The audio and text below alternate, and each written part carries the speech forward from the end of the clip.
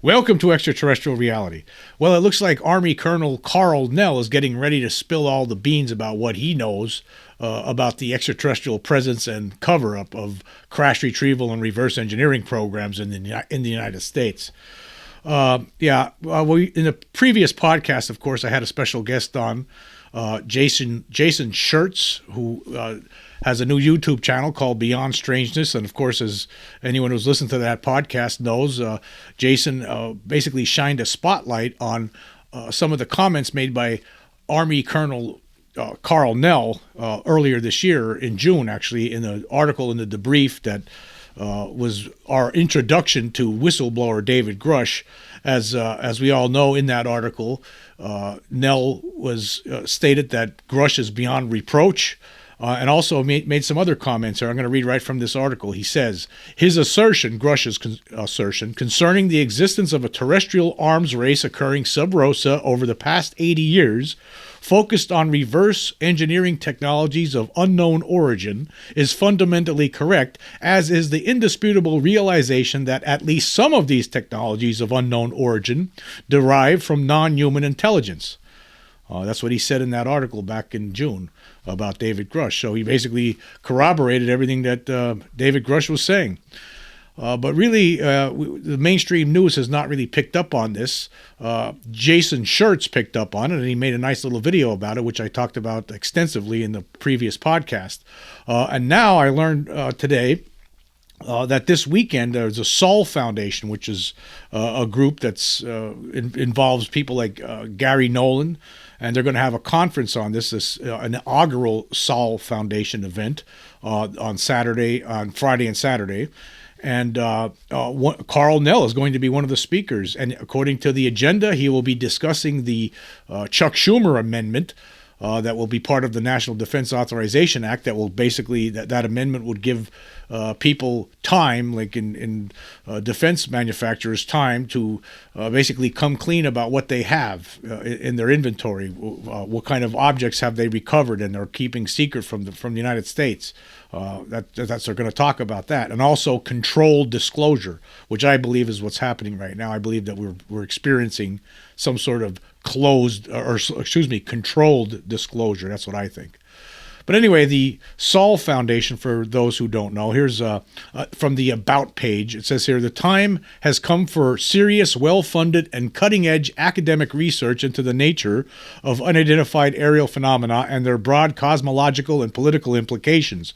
Such a claim would have been beyond the pale of respectability just 5 years ago, but the United States government's recent and continued acknowledgments of UAP have changed them from a subject unworthy of academic consideration into a scientific and intellectual problem of unfathomably broad stakes. Now that UAP are considered real enough by Congress to be addressed with federal legislation, we are forced to consider the broad consequences of this for the future of science, technology, economy, politics, law, religion, culture, and all other human institutions and endeavors. The Saul Foundation is accordingly establishing itself as a premier center for UAP research under the direction of academic and government experts already professionally engaged in the study of UAP. The foundation is assembling teams of noted specialists in the natural sciences, the social sciences, the humanities, and engineering, information science, and other technology-focused disciplines. Collectively, these teams will undertake rigorous, methodical, and cutting-edge inquiry into UAP and their implications, as well as help set the agenda for UAP studies. And here's Saul's work and mission. As revelation of the reality of UAP would be world-changing in every sense of the term, the Foundation's work is not confined to purely academic research, but extends to advisory and policy work as well as public education. In sum, the Saul Foundation's mission is threefold. 1. To help fund and set a clear direction for the initial 25 years of public research related to UAP, non-human intelligences, and the implications of their existence for human understandings of nature, society, technology, and politics. In this, the Foundation intends to be the leading source of the best scientific, intellectual, and policy research on the issue. 2. To provide reliable, cutting-edge advisory research to the United States and other national governments, as well as corporate clients. Saul will establish itself as and remain the foremost think tank on UAP, the source of the most informed and insightful policy recommendations available. 3, to offer insight and guidance to the public on the cosmological and political implications of UAP. As humanity grows to understand that it is not the sole intelligence in the universe, Saul will share its perspectives on how humans might creatively respond to this new reality. And also it says here, social responsibility, democracy, and humanity. As government engagements with UAP are freighted by a history of secrecy and overclassification, Saul is committed to developing a socially responsible approach to the issue, one appropriate for democratic societies. In this regard, we have 3 aims. 1, the establishment and maintenance by the United States and other national governments of informed democratic oversight of their UAP engagements, including by creating public transparency. 2, the promotion of UAP-related research that is commercially and ecologically responsible. And 3, the fostering of a greater sense of common humanity across cultures, faiths, nations, and politics, including by supporting the development of UAP-focused initiatives at international institutions. And then it talks about the what's going to happen here this weekend. There's going to be a bunch of different people. Organizers include Dr. Garry Nolan of Stanford University, Dr. Peter Scarfish of McGill University, and there's some confirmed speakers they have on the website, but Carl Nell's name is not here, but there are some other big names like Dr. Eric Davis, Dr. Avi Loeb, Leslie Kean, Christopher Mellon, among others, Jacques Vallee. So there's going to be a lot of big names out there, but also I received a message on Twitter from someone, from Seiwan P, who's always giving me updates on different UAP-related topics, and he gave me an agenda for this, sent me an agenda for this, and Carl Nell will be one of the speakers on this, at this Saul Foundation inaugural meeting. And he's going to talk about controlled disclosure, and I'm sure among other things he's going to talk about it. As we all know, because after talking last week with Jason Schertz about this, as you know, this is something that the mainstream media has not really latched onto when they really should have. I mean, this is big news. The fact that you have some guy with the pedigree of a Colonel Carl Nell making statements and corroborating and basically saying that David Grusch is beyond reproach. That means, well, that all of this stuff is true, just like all of us know it is, but a lot of these people in the mainstream aren't taking it seriously enough. But I'm looking forward to see what might come out of this event on the weekend here, to see what he might say here. It should be very interesting, to say the least.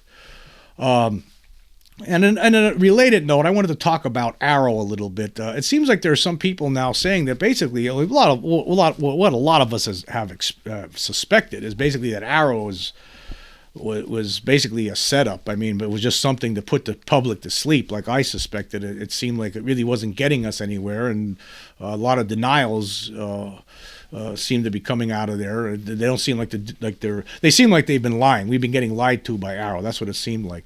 But anyway, there's a Twitter user named Rogue UAPTF who seems to have a lot of different insight and connections. And he had this very interesting post that he put on here on November 12th, and I'm going to read it.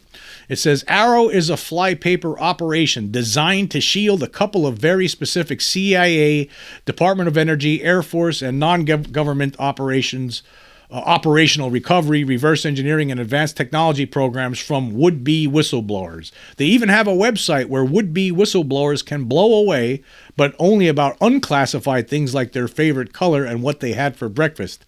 The limited interviews AARO has conducted were conducted without recordings or transcriptions on purpose. Instead, the AARO staff took intentionally poor notes, stripped out any information that would compromise these programs, then dumbed down each interview down to tepid MFRs. These MFRs will be the source of AARO's historical review. I am intimately aware of specific information provided in person to Sean Kirkpatrick, which unequivocally closes the door on the notion that AARO has found no evidence. Though, to be fair, AARO is by design really bad at, quote, finding, end quote, things. Sean Kirkpatrick was brought in to fail, and he had handlers to ensure he did so. These handlers include include senior CIA officers and program managers from private corporations. They have been named to the appropriate congressional committees, and they will be held to account. As AARO prepares to release Volume 1 of their historical review just in time for the holidays,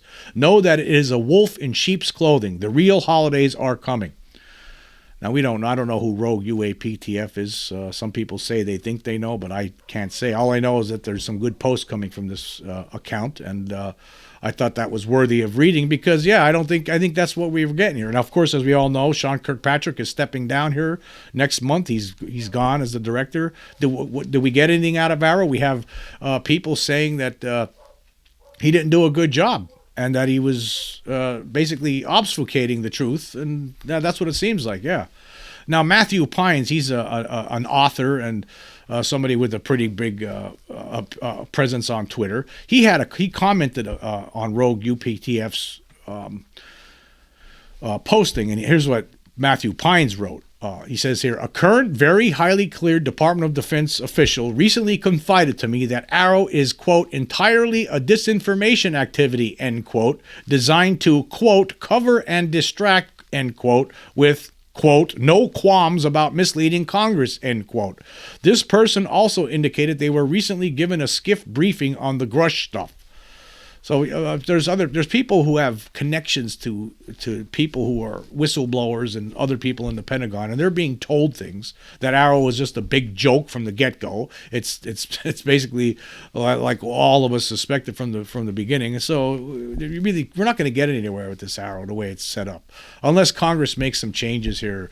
They need to rethink this or something. I mean, the fact that we know that there were certain people contacting Sean Kirkpatrick, but yet he comes out and blatantly says publicly that, there's absolutely no evidence whatsoever of reverse engineering or crash retrieval programs, even though we know that there's been certain people that have been coming to AARO and telling them things. They've been set up to fail, just like a lot of us have suspected, according to people who have connections to insiders.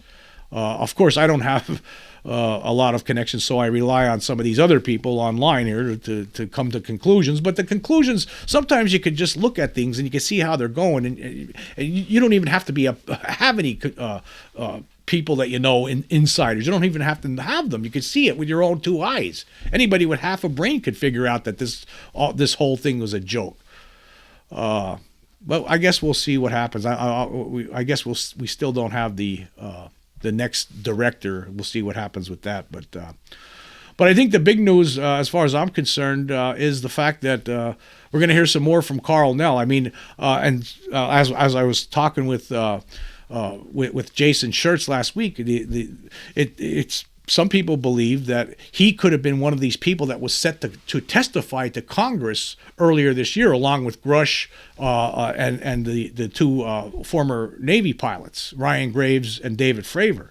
And there was apparently three people that backed out at the last second. Was Carl Nell one of those people? Because let's just say this: if he had he testified, this might be a different environment we're in right now. I mean, the fact that a person of his background making statements in Congress, and if he had sat down and done that, things might be over already. I mean, it might have raised the eyebrows of the mainstream media. It might have finally gotten people's attention. However, I do believe that the mainstream media is part of the problem here. They are part of the establishment, and that is why they probably didn't want to. The New York Times or the Washington Post, probably one of the biggest reasons they probably stayed away from that article from Leslie Kean and Ralph Blumenthal, and the reason it went to the debrief rather than some of these bigger publications like the Washington Post or New York Times, is because those newspapers are part of the establishment, and they knew that that was a game changer, that article, more so than just what was the assertions made by Grusch, but you had the people backing him up, someone like Carl Nell. So that's where I'm at with that. Anyway, I want to move on. I was talking to somebody today. Now, this is off the record. I don't want to use their name publicly. But this was a person who had seen in a community here in Pennsylvania, I won't say where, had seen three flying saucers in broad daylight with other witnesses in a small town here in Pennsylvania. And I thought this was an interesting story because all these people, except for the person that I was talking to, they just forgot about it after it was over. They all saw this. They all recognized this. There was these three objects that appeared in the sky that were obviously something that of beyond this earth, right? Beyond human technology. They had to be, according to this person. And everybody was flabbergasted as those objects hovered in the sky, three of them at once. But then when it was over, they all dismissed it and nobody talked about it. And now some of them don't even remember this. And I've heard this before. I've heard this listening to some of Preston Dennett's YouTube videos where he talks about all these different cases that he's investigated or read about. And sometimes there are events where there's a mass sighting, and then sometimes other people there, one or two will remember it, but the rest of the people will forget it. They don't remember it at all. And this is another interesting aspect to this whole phenomenon, I think, because it goes to show that these beings apparently have the ability to send out some sort of suggestions to people's subconscious or unconscious to forget about what they're seeing or what they're experiencing. It's very strange. I mean, it could be that. I think that sometimes it is that for sure. And I also do think that. As I was talking recently, I do think that there's a possibility that some people just don't want to accept this because it's just too much. Life is too complicated the way it is. And to all of a sudden to have to sit back and accept this other reality that, my God, we're not alone in this universe. There's other beings here and they're up to what, God knows what. We have no idea. It's too much for some people to handle. And I think that could be part of the reason why some people just don't want to face it, or one of the biggest reasons why the human race has failed to face it up to this point. I mean, the government has been doing a great job of keeping this wrapped up. Okay, governments across the world have been keeping a good job of covering this up, this reality. And that whatever reasons they have, so be it. However, at the same time, if there was enough people who saw the evidence and talked about it enough, that people should be able to embarrass their government leaders into finally sharing the truth if enough people stood up and screamed about it, But I think a lot of us don't want to go there. We just don't want to believe it. We don't want to accept it. So it's just too much right now to deal with. Even people in the scientific community, it's gonna upset the apple cart for them. It's like starting from square one again. It's just too much. It's like, man, don't we have enough to worry about here on this, trying to figure out what's going on with the human race, with this planet, with all these other things, and now we got to worry about beings from another place here, and what are they doing? What are they up to? I don't want to think about it right now. So guess what? You know what? I'm not gonna think about it right now. I don't even want to hear about it. And that maybe that's the collective unconscious for decades now of the human race has been let's just put it away. Let's think about this later. We don't want to do it right now. That could be part of what's going on here. But I do also believe that these beings have the ability to make people forget what they see sometimes, obviously. I mean, how many stories have we heard? People, they don't remember. They remember some bits and pieces. They know something happened. They don't know what it is, and they want to know more. And they go to they find a UFO researcher who takes them to a psychiatrist, and then under hypnosis, that all comes back, and it's like, oh God. I mean, sometimes people don't even want to remember it. It's like, I wish that wasn't true. Please tell me I'm crazy. So this could be something that we're all of us are just.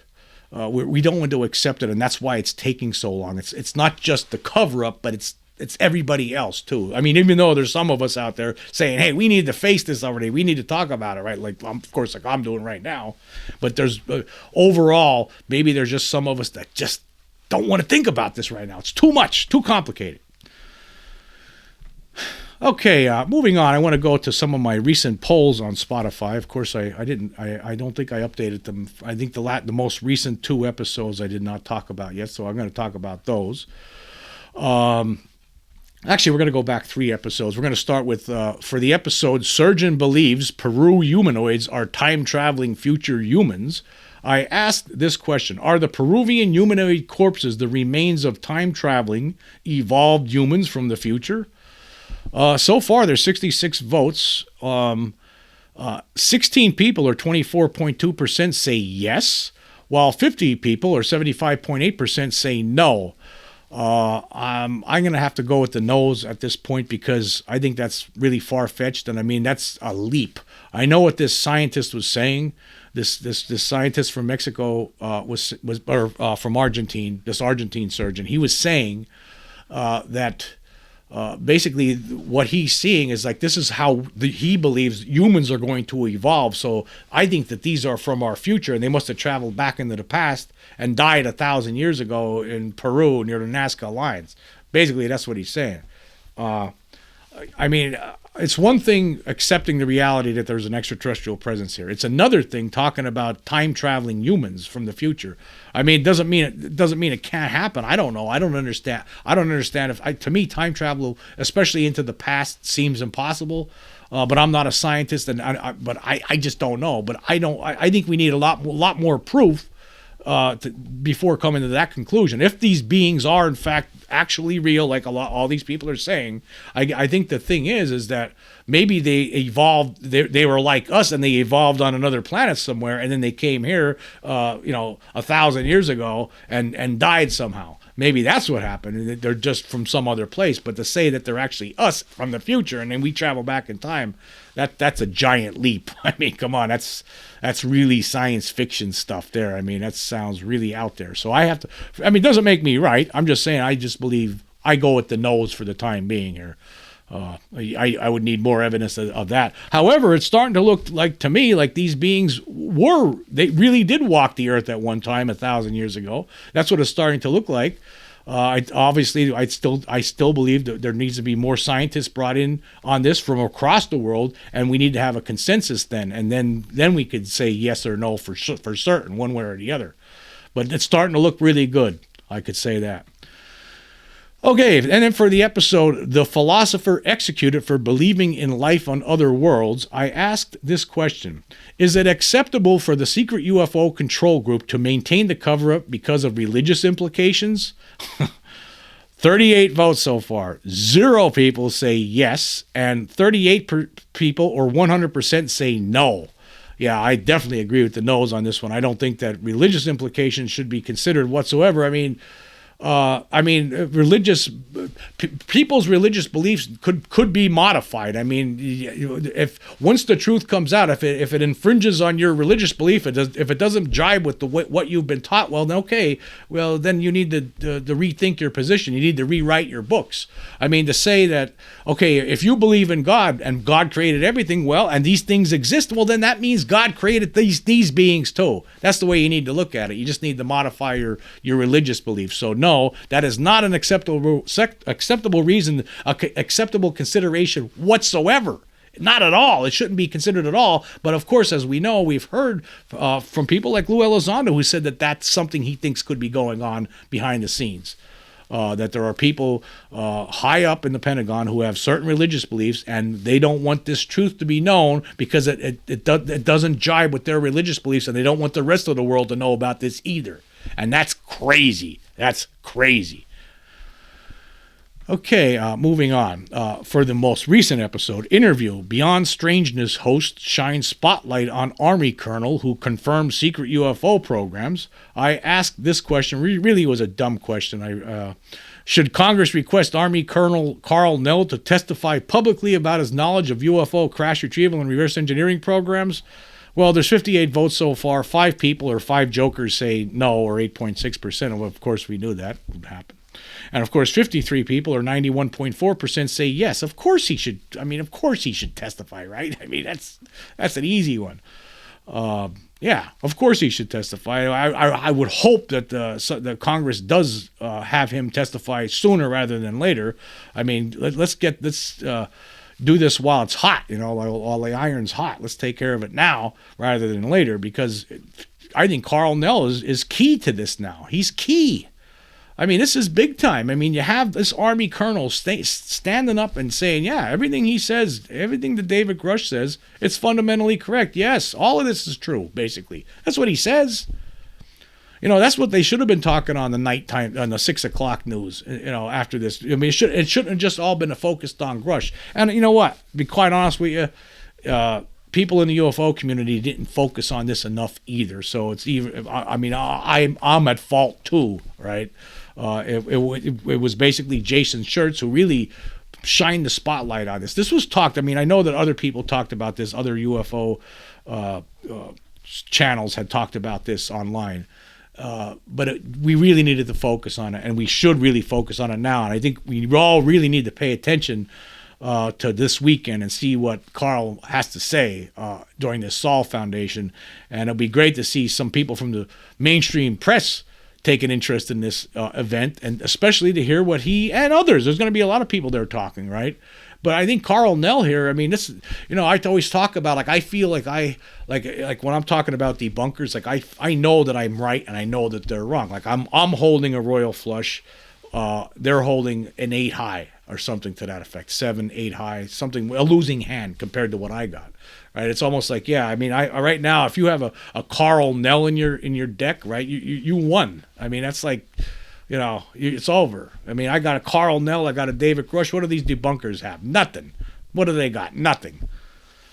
It's time to face up to this. It's time for people to realize that there's people here telling us from the Pentagon. Look at this Army colonel. Look at what he's saying. Do you not hear the words coming out of this guy's mouth? Do you not read the words written on the piece of paper there in the newspaper, in the debrief? Are you not checking it out?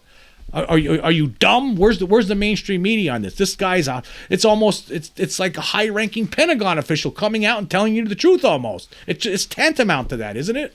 But yet we're still not. The mainstream media is still not playing ball here with it. It's amazing to me. But anyway, I'm really looking forward to it, and I hope he has some more juicy nuggets to offer in addition to what he's already stated.